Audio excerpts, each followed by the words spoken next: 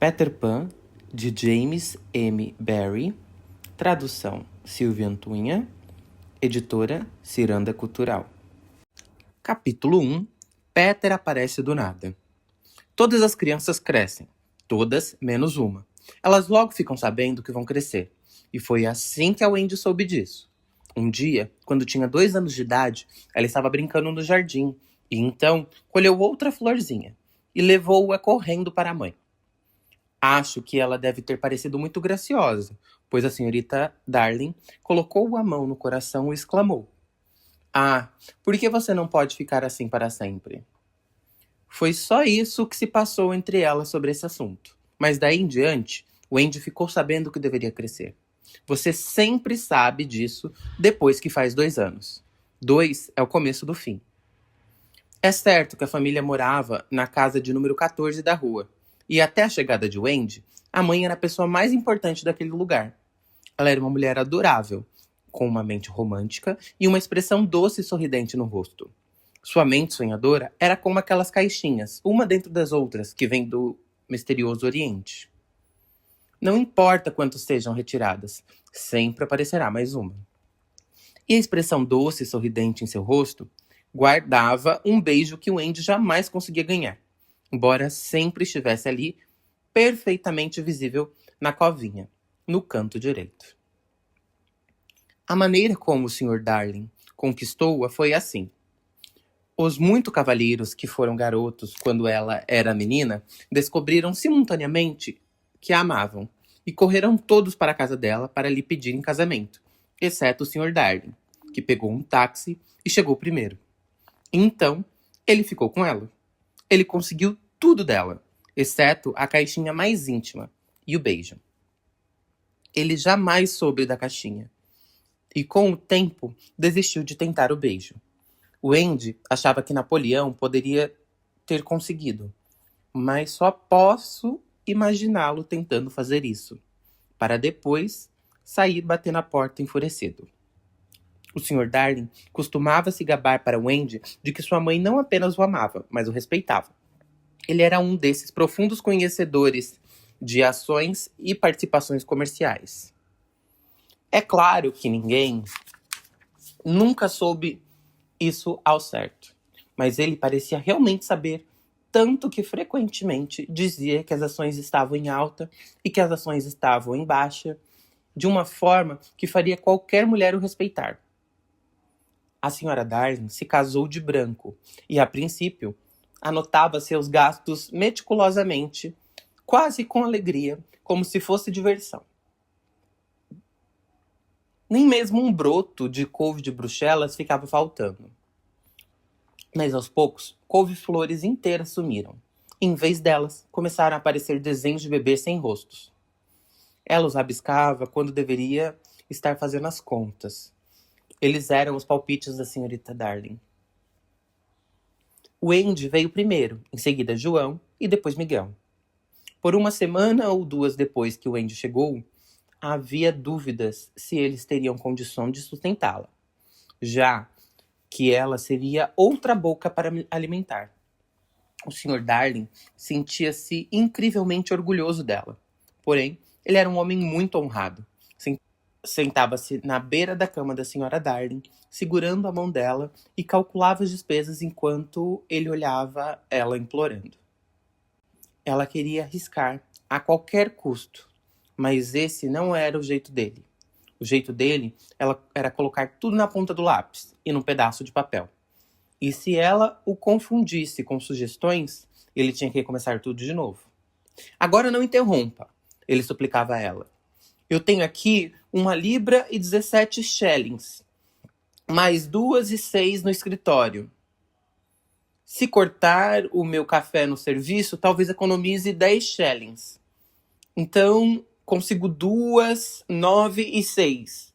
E com os seus 18 e 3, temos 3, 9 e 7. Com 5 e mais nada no meu latão de cheques. Temos 8, 9 e 7. Que movimento foi esse? 8, 9, 7, ponto e vai 7. Não fale nada, meu bem. E a libra que você emprestou para aquele homem que veio pedir na porta? Quieta, criança. Ponto. E vai a criança. Pronto. Vocês conseguiram. Eu dizia 9, 9 e 7? Sim, eu disse 9, 9 e 7. A questão é, podemos tentar por um ano com 9, 9 e 7? Claro que podemos, Jorge, exclamou, mas estava sendo parcial a favor da Wendy. Na verdade, era ele quem tinha o caráter mais firme deles dois. Não se esqueça da cachumba, ele advertiu-a, num tom de voz quase ameaçador, mas prosseguiu. Cachumba 1 libra, e é o que eu preciso baixar. E eu diria que teremos, provavelmente, quase 30 shillings. E não diga nada. Sarampo uns 5, rubéola meio guinéu. Temos 2, 15 e 6. Não balance o dedo. Tosse comprida, digamos 15 shillings. E foi assim por diante. A soma era diferente a cada vez. Mas, no final, o Wendy foi aprovada. Com a cachumba sendo reduzida para 12, 6 e o sarampo e a rubéola tratados como uma coisa só, houve o mesmo alvoroço com João. Miguel só escapou por pouco, mas ambos foram preservados. E logo, os 3 podiam ser vistos seguindo em fila para o jardim de infância da senhorita Fulson, acompanhados pela babá. A senhora Darling gostava de que tudo tivesse certo, e o senhor Darling adorava ser exatamente igual aos vizinhos. Então, claro, eles precisavam ter uma babá.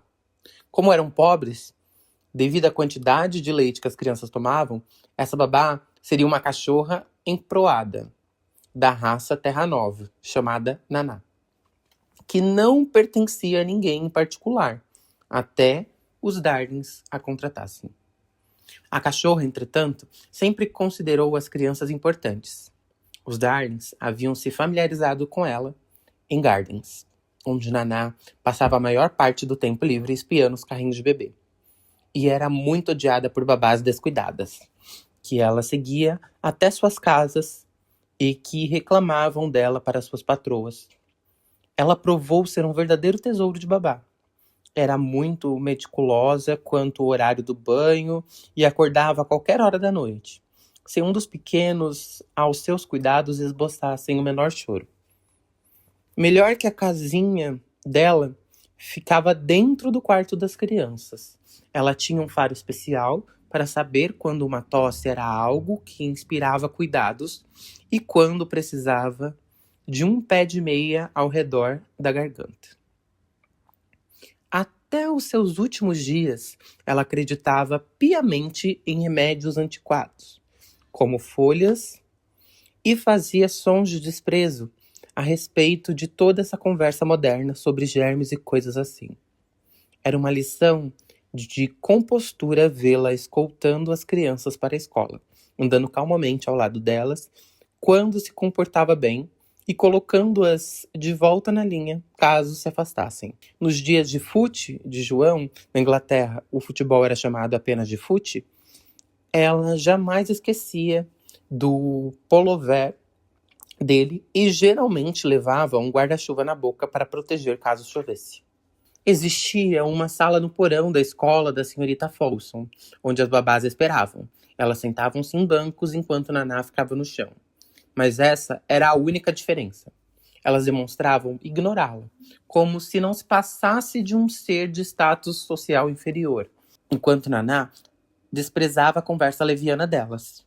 Ela não gostava de visita das amigas da senhora Darling ao quarto das crianças, mas quando vinham, ela imediatamente arrancava o babador de Miguel, vestia com outro que era azul traçado, alisava a roupa de Wendy e arrumava o cabelo de João. Possivelmente, nenhum quarto de crianças foi administrado mais corretamente. O Sr. Darling sabia disso, mas às vezes se perguntava desconfortavelmente o que os vizinhos falavam. Ele tinha sua posição na cidade a zelar. Naná também o incomodava de outra maneira. Ele, às vezes, sentia que ela não gostava dele. Eu sei que ela gosta mais de você, Jorge. A senhora Darling procurava tranquilizá-lo, e então acenava para as crianças serem especialmente gentis com o pai. Seguiam-se danças encantadoras, quando Lisa, a única outra serviçal, às vezes podia entrar. Ela parecia uma anã, com sua saia longa e a touca do uniforme de criada. Embora tivesse jurado quando foi contratada que jamais se comportaria como se tivesse 10 anos novamente. Quanta alegria nessas brincadeiras! E a pessoa mais alegre de todas era a senhora Darling, que rodopiava tão descontroladamente que tudo o que se podia ver dela era o beijo, e então, se alguém corresse para ela, talvez conseguisse ganhá-lo. Nunca houve uma família mais feliz e simples até a chegada de Peter Pan. A senhora Darling soube do Peter pela primeira vez quando estava arrumando as ideias de seus filhos. É costume noturno de toda boa mãe, assim que os filhos adormecem, vasculhar a mente deles e arrumar as coisas para a manhã seguinte, e colocando em seus devidos lugares os muitos itens espalhados durante o dia. Se você pudesse ficar acordado, mas é claro que não pode, veria a própria mãe fazer isso e acharia muito interessante observá-la. É como arrumar as gavetas. Você a veria ajoelhada, eu suponho, remoendo, bem-humorada, alguns conteúdos seus, imaginando onde diabos você havia catado essas coisas, onde teria feito descobertas tão doces e não tão doces, impressionando alguma coisa em seu rosto, como se fosse tão delicado quanto um gatinho, para rapidamente guardar isso fora do alcance da vista. Quando você acordasse de manhã, as travessuras e os maus comportamentos com os quais você foi para a cama estariam todos dobradinhos, colocados no fundo da sua mente, e no alto dela, lindamente arejados, estariam estendidos os seus pensamentos mais bonitos, prontos para serem usados. Eu não sei se você já viu o mapa da mente de uma pessoa. Os médicos às vezes desenham mapas de outras partes suas e o seu próprio mapa se torna muito interessante. Porém, pegue-os tentando desenhar o mapa da mente de uma criança, que não é apenas confusa, mas continua circulando o tempo todo. Há linhas em zigue-zague, como a temperatura num gráfico, e elas são provavelmente as estradas da ilha, pois a Terra do Nunca é sempre mais ou menos uma ilha, com esplêndidos tons coloridos aqui e ali, recifes de coral, navios de aparência veloz em alto mar, indígenas e aldeias isoladas, gnomos que quase sempre são alfaiates, cavernas por onde correm rios, príncipe com 6 irmãos mais velhos, uma cabana que está para desmoronar e uma velhinha muito baixinha com nariz curvo. Seria até um mapa fácil, se fosse isso tudo. Mas há também o primeiro dia de aula na escola, a religião, os pais, a Lagoa Redonda, trabalhos manuais como bordado, assassinatos, enforcamentos, verbos que levam objeto direto, indireto, o dia do pudim de chocolate, os suspensórios. Tem que dizer 33 moedas para puxar o seu próprio dente e assim por diante. Então, quer essas coisas façam parte da ilha ou venham de outro mapa, é tudo muito confuso, especialmente porque nada fica parado. É claro que as terras do Nunca variam bastante. A de João, por exemplo, tinha uma lagoa de flamingos voando, sobre os quais ele ficava atirando, enquanto Miguel era um pouco menor. Tinha um flamingo com lagoas voando em cima dele. João morava num barco virado de cabeça para baixo, nas areias. Miguel, numa tenda de indígena. Wendy, numa casa de folhas costuradas, com habilidade. João não tinha amigos. Miguel tinha amigos à noite. Wendy tinha um filhote de lobo de estimação abandonado pelos pais. Mas, de modo geral, a Terra do Nunca parece uma família. E se elas ficassem paradas em fila, seria possível dizer que esta tem o nariz daquela e coisas assim. Nessas praias mágicas, as crianças sempre estão brincando de naufragar seus barquinhos. Nós também estivemos lá. Ainda podemos ouvir o som das ondas, embora não possamos mais desembarcar. Todas as ilhas paradisíacas, a Terra do Nunca, é a mais aconchegante e a mais compacta. Não é grande e nem esparramada. Como todos sabem, com aquelas distâncias cansativas entre uma aventura e outra, pois ali tudo está muito bem amontoado, quando alguém brinca por lá durante o dia, com as cadeiras, a toalha de mesa, não se assusta nem um pouco, mas quando faltam apenas 2 minutos para se pegar no sono, ela se torna bem real. Por isso que existem as lamparinas noturnas. Às vezes, em suas viagens pela mente de seus filhos, a senhora Darling encontrava coisas que não conseguia entender. E dessas, a que a deixava mais perplexa era a palavra Peter. Ela não conhecia nenhum Peter, e ainda que tivesse ali e aqui na mente de João e de Miguel e da Wendy, começava a ser rabiscada por toda parte. Esse nome se destacava em negrito, mais do que qualquer outra palavra. E enquanto a senhora Darling observava, sentia ali uma aparência estranhamente arrogante. Sim, ele é muito arrogante, o Andy admitiu com pesar quando a sua mãe a questionou. Mas quem é ele, meu amorzinho? Ele é o Peter Pan, mãe. Você sabe. No início, a senhora Darling não sabia, mas depois de pensar em sua infância, ela acabou se lembrando de um tal de Peter Pan que, pelo que diziam, viviam com as fadas. Havia muitas histórias estranhas sobre ele, e quando as crianças morriam, ele percorria até a parte do caminho com elas, para que elas não se assustassem. Nessa época, ela acreditava nele, mas agora que já estava casada e cheia de bom senso, duvidava muito da existência de alguém assim. Além disso, ela disse para Wendy, eles seriam adultos hoje em dia. Ah, não, ele não é adulto, garantiu Wendy confiante. Ele é do meu tamanho. Ela queria dizer que ele era do tamanho dela em mente e corpo. Ela não sabia como sabia, mas sabia que sabia. A senhora Darling consultou o senhor Darling e ele sorriu com desdém. Anote as minhas palavras, ele disse. Isso é algum absurdo que a Naná colocou na cabeça deles. É exatamente o tipo de ideia que um cachorro teria. Deixe isso quieto, que não vai dar em nada. Mas aconteceu o oposto. E logo o problemático garoto deixou a senhora Darling em estado de choque. As crianças vivem as mais estranhas aventuras sem terem problemas com elas. Por exemplo, elas podem se lembrar de mencionar uma semana depois que aconteceu. Que quando estavam na floresta, encontraram o pai desanimado e foram caçar com ele. Foi dessa maneira casual que, certa manhã, Wendy fez uma revelação inquietante. Algumas folhas de uma árvore, que certamente não estavam lá quando as crianças se deitaram, foram encontradas no chão do quarto delas e a senhora Darling ficou intrigada com isso. Foi quando Wendy disse com um sorriso irônico. Eu acho que foi o Peter de novo. O que você quer dizer com isso, Wendy? É a cara dele não limpar os pés. Wendy disse suspirando. Ela era uma criança asseada e explicou de uma maneira muito natural que achava que às vezes Peter Pan passava pelo quarto das crianças à noite, sentava-se ao pé da cama e tocava a flauta. Infelizmente, ela jamais acordava. Por isso, ela não sabia como sabia, mas sabia que sabia. Que absurdo você está dizendo, minha preciosidade. Ninguém pode entrar na casa sem bater. Eu acho que ele entra pela janela, ela retrucou. Meu amor, são 3 andares. As folhas não estavam perto da janela, mãe. Era bem verdade. As folhas haviam sido encontradas bem perto da janela. A senhora Darling não sabia o que pensar, pois tudo parecia tão natural para Wendy que não era possível desmenti-la dizendo que ela estava sonhando. Minha filha, lamentou a mãe. Por que não me contou isso antes?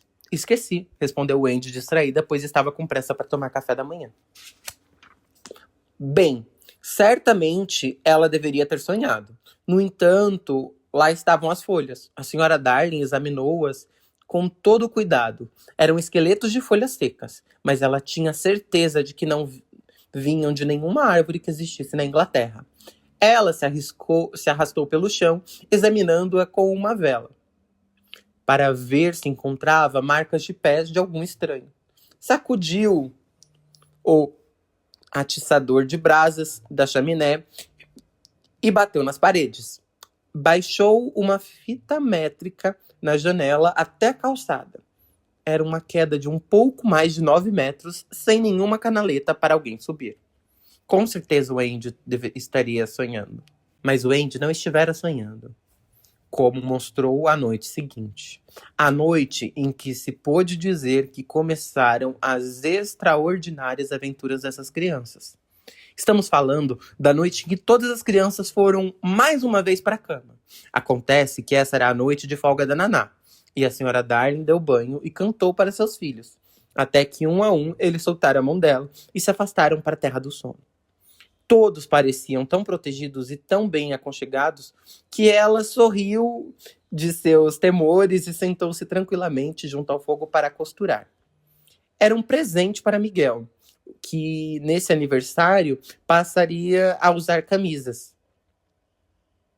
No entanto, com o fogo da lareira quente e o quarto das crianças mal iluminado pela meia luz das 3 lamparinas, logo a costura descansava no colo da senhora Darling.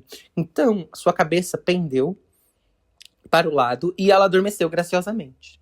Olhando para os 4, Miguel e o Andy ali, João aqui e a senhora Darling junto à lareira, notamos que deveria existir uma 4ª lamparina. Enquanto dormia, a senhora Darling teve um sonho. Ela sonhou que a Terra do Nunca ficava muito perto e que o garoto estranho havia conseguido escapar dela. Ele não a assustava, pois achou que já o havia visto no rosto de muitas mulheres que não têm filhos. Talvez ele também possa ser encontrado no rosto de algumas mães. Mas em seu sonho, ele rasgava o céu que obscurece a Terra do Nunca, e ela viu o Andy, João e Miguel espiando pela abertura. O sonho, por si só, não teria a menor importância. Mas enquanto ela sonhava, a janela do quarto das crianças escancarou de repente e o menino pulou no chão. Ele chegou acompanhado de uma luz estranha, não maior do que um punho, e que se movia rapidamente pelo quarto como uma coisa viva. Acho que deve ter sido essa luz que despertou a senhora Darling. Sobressaltada ao ver o menino, ela gritou. De alguma forma, ela soube imediatamente que ele era Peter Pan. Se você, eu ou o Andy estivéssemos ali, perceberíamos que ele era muito parecido com o beijo da senhora Darling. Era um menino adorável. Ele vestia uma roupa feita de folhas secas e da seiva que escorre das árvores. Mas a coisa mais fascinante era que ele tinha todos os dentes de leite.